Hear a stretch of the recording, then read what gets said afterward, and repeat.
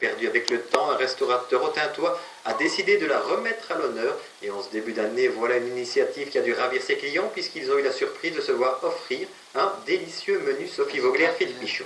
À part les poissons. Nous sommes lundi 4 janvier, les fêtes sont terminées. Un peu partout, le rythme normal reprend son cours. Néanmoins, dans ce restaurant autun-tois, il règne une certaine effervescence. C'est qu'on a décidé, suite à une ancienne tradition, d'offrir un repas gratuit à notre clientèle et pas seulement à tous ceux qui veulent profiter de cette occasion. C'est la surprise quand nous sommes entrés ici. Une façon de bien commencer l'année. Exactement, oui. Oui, et je viens de Wavre pour l'instant. Nous étions à Wavre ce matin et on avait décidé de venir. On est venu un peu plus tôt, heureusement, parce qu'il n'y avait pas de place. Et cette tradition du lundi perdu n'est pas née d'hier, elle remonte au XIIIe siècle. C'était le jour où, consacré au tribunal de justice, où les gens pouvaient aller dénoncer sans être découverts. Donc c'était quelque part un jour sans solde.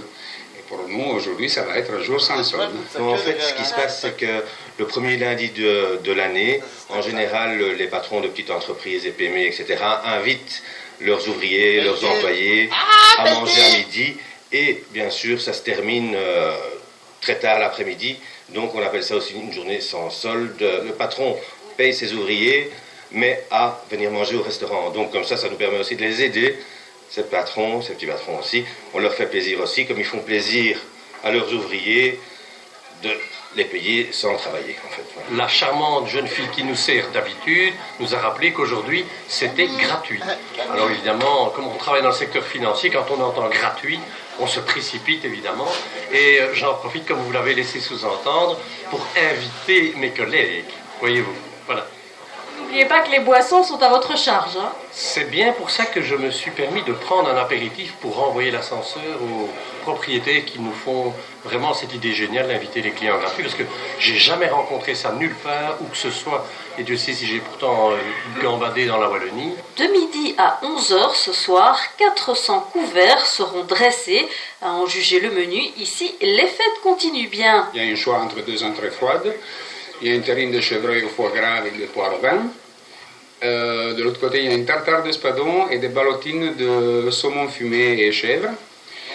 En plat, on a un filet de Saint-Pierre à la piémontaise. Comme moi, je suis turinois, et voilà. Et une cuisse de canard confite avec des garnitures hivernales et une parmentier au marron. Le dessert, par contre, c'est unique pour tout le monde. C'est un bavarois aux fruits rouges. C'est certainement pas un lundi perdu. Non, c'est un lundi où on a investi.